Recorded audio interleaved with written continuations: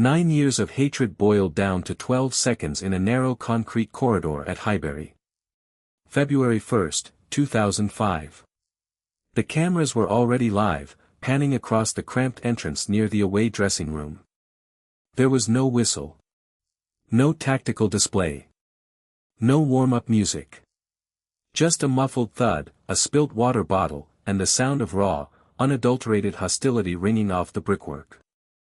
Welcome inside the dark, calculated world of modern football's most terrifying icon. A man whose legacy wasn't forged through pristine passing metrics or tactical wizardry, but through an uncompromising, blood-chilling campaign of psychological intimidation. If you ask the mainstream media, Roy Keane was simply the ultimate leader. A hard-nosed Irishman who dragged Manchester United to 7 Premier League titles and a historic treble through sheer force of will. But ask the men who actually had to share a pitch with him, and a very different picture emerges.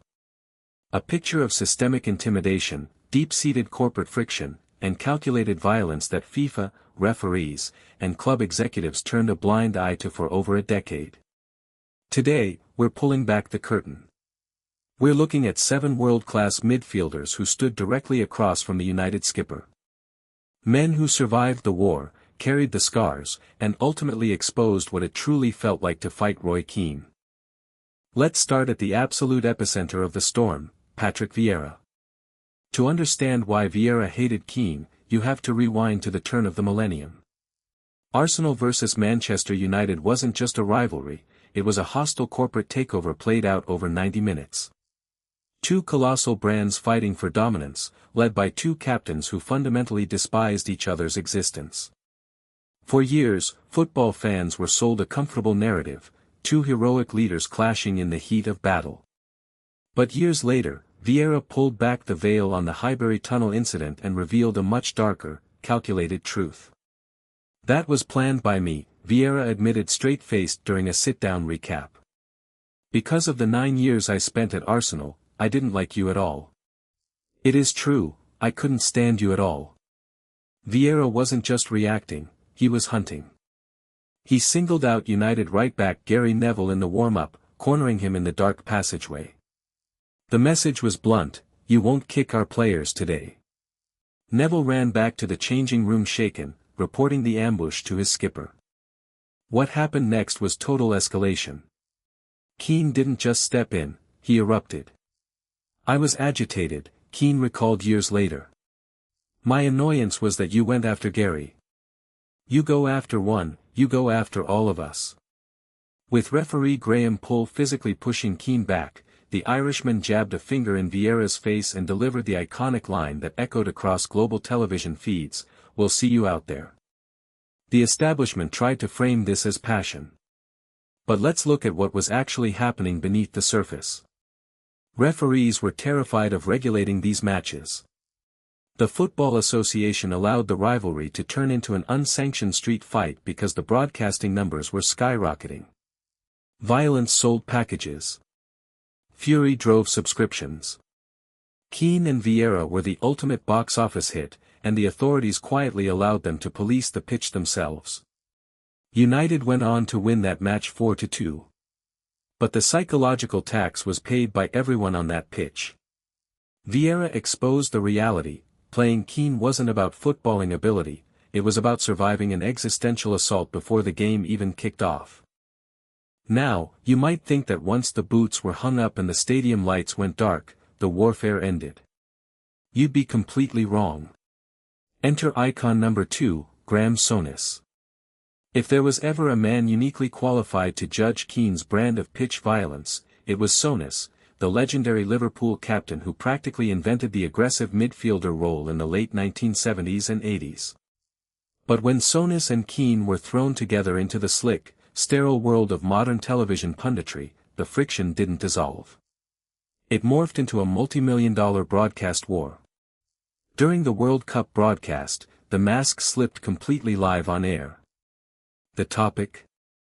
A controversial penalty decision awarded to Argentina against Saudi Arabia. While the presenter tried to maintain broadcast control, Keane and Souness went head-to-head in an explosive exchange that left production staff holding their breath. Keane repeatedly barked that it wasn't a penalty, accusing modern referees of soft directives that encouraged diving. Souness, attempting to cite the actual written rulebook, tried to shut him down. "This is not about our opinions, it's about the laws of the game," Souness snapped. "Well, what are we here for?" Keane shot back furiously. "I'm here to give my opinion. That's my opinion."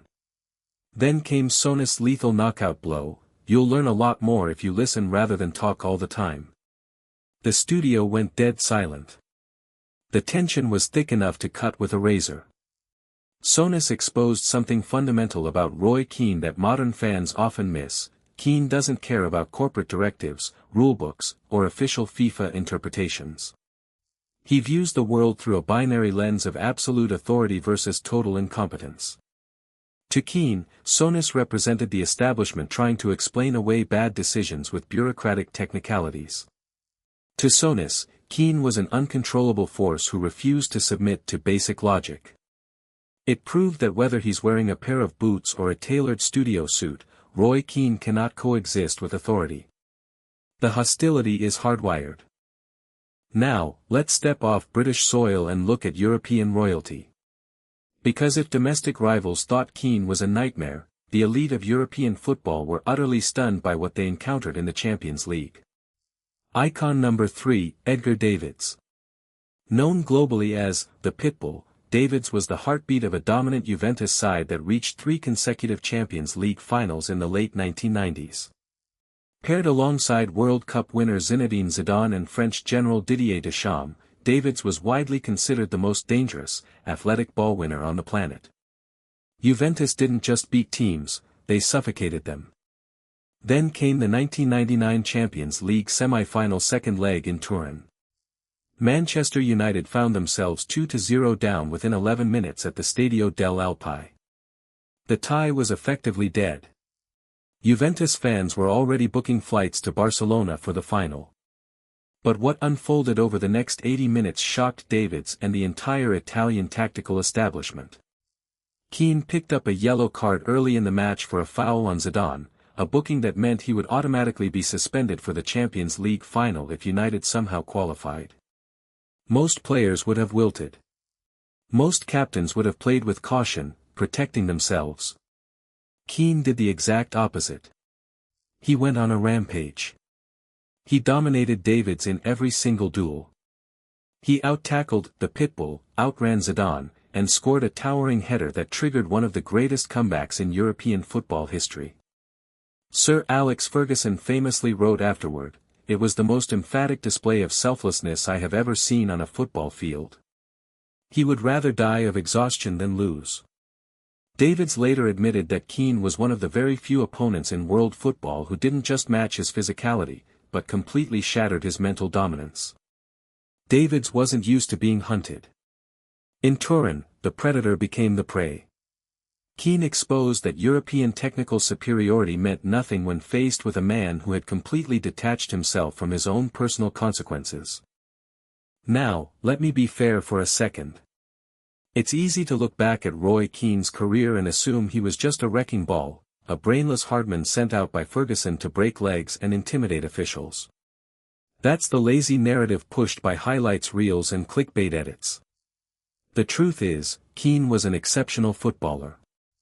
His passing accuracy was consistently above 85%, his tactical positioning was world-class, and his ability to dictate the tempo of a match was matched only by the likes of Paul Scholes or Xavi.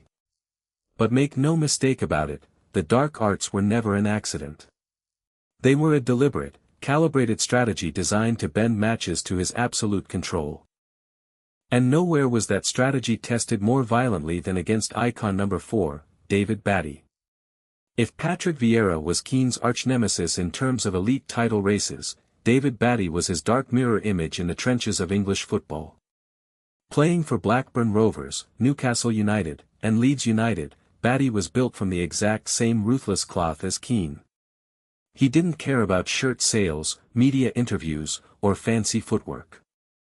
He existed to destroy opposition playmakers and physically intimidate anyone who stepped into the central circle. When Keane and Batty clashed, it wasn't a tactical chess match. It was an attritional war of attrition where yellow cards were treated as badges of honor. During a brutal Premier League showdown between Manchester United and Blackburn, the tension reached a boiling point. Keane went in late on Batty, Batty stood over Keane and spat verbal venom. Seconds later, Keane lashed out with a strike that saw him shown a straight red card. As Keane walked off, he threw a menacing glance back at the opposition bench, ready to fight the entire stadium if necessary. What Batty exposed about Keane was fascinating. Keane couldn't stand players who weren't afraid of him. Most Premier League midfielders in the late 90s lost the battle in the tunnel. They saw Keane staring blankly ahead, jaw clenched, eyes wide, and they immediately adjusted their game to avoid his zone of impact. They made shorter passes, avoided 50-50 tackles, and gave up ground. But Batty refused to play the script. He walked straight into Keane's physical space, matching every late challenge with one of his own. Batty showed the league that Keane's entire psychological framework relied on compliance through fear. The moment an opponent stood their ground and hit back just as hard, Keane's internal switch flipped from controlled aggression to unhinged fury. It wasn't about winning football games anymore, it was about personal pride. That brings us to icon number 5, Paul Ince. And this is where the story takes a deeply personal, almost tragic turn. Before Keane became the undisputed king of Old Trafford, he was paired alongside Paul Ince in Manchester United's midfield. Together, they were known as the Governors, a midfield partnership that swept domestic trophies with terrifying efficiency. They were teammates, allies, and friends who drank together after games and presented a unified front against the rest of the league. Then, business got in the way. In 1995, Ferguson made the shocking decision to sell Ince to Inter Milan, famously labeling him a "big-time Charlie," in a confidential documentary that leaked to the public. When Ince returned to England 2 years later to sign for United's fiercest rivals, Liverpool, the brotherhood between Ince and Keane didn't just end, it curdled into deep, toxic hatred. When Liverpool hosted Manchester United at Anfield, the atmosphere was poisonous. Ince walked out as Liverpool captain, wearing the red shirt that Keane considered sacred ground. Throughout the match, Keane targeted Ince with surgical precision. Every challenge was aimed at sending a message: "You deserted us. You went to the enemy." The camaraderie they had built over years of winning titles vanished completely, replaced by cold, calculated hostility. During one frantic sequence, Ince made a late tackle on Keane. Keane immediately sprang to his feet, chest bared, screaming obscenities into Ince's face while teammates scrambled to separate them. Ince later reflected on the breakdown of their relationship, exposing the terrifying reality of life inside Alex Ferguson's squad. Keane demanded total, unquestioning loyalty to the United cause. The moment you stepped outside the circle, the moment you signed for Liverpool or criticized the squad, you were no longer a former teammate. You were a traitor who had to be punished. Keane showed zero sentimentality. Ince learned the hard way that to Roy Keane, friendship was entirely conditional on wearing the same color shirt. Which brings us to icon number 6, Emmanuel Petit. When Petit arrived at Arsenal from Monaco in 1997 to partner Patrick Vieira, he was completely unprepared for the sheer toxicity of English midfield battles. Raised in the tactical, refined environment of French and European football, Petit was an elegant playmaker who excelled at reading space and orchestrating attacks from deep. He quickly realized that playing Manchester United wasn't a game of football, it was a survival test designed to break your spirit. Petit publicly exposed the calculated method behind Keane's aggressiveness. It wasn't random violence, it was systematically timed. Keane would wait until the referee was looking the other way, or until the early minutes of a match when referees were hesitant to issue early yellow cards, to deliver a crushing blow. He would hit you hard in the first 5 minutes, Petit recalled in an interview detailing the Arsenal United glory years. He wanted to leave a mark on you. He wanted you to feel his presence every time you received the ball for the rest of the game. Petit revealed that Keane's target wasn't always the ball, it was the mind of the playmaker. If Keane could force you to look over your shoulder before making a pass, he had already won.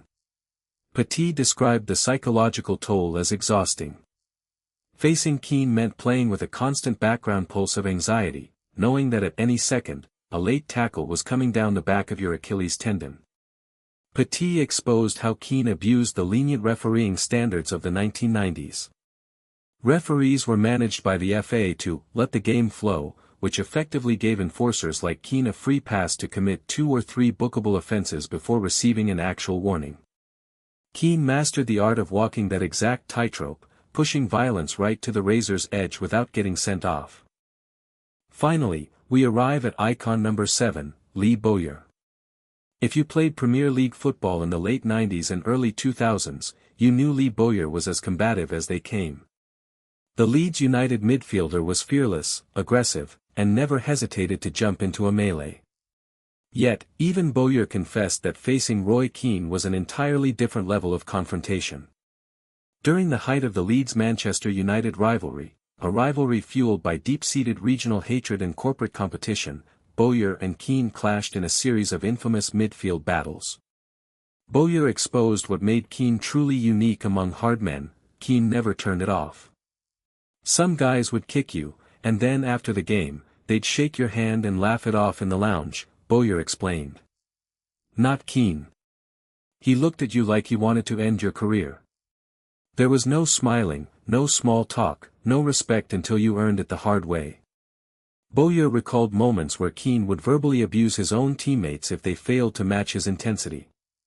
If Gary Neville gave away a cheap throw-in or Phil Neville misplaced a cross, Keane would scream in their faces with the same rage he directed at opposition players.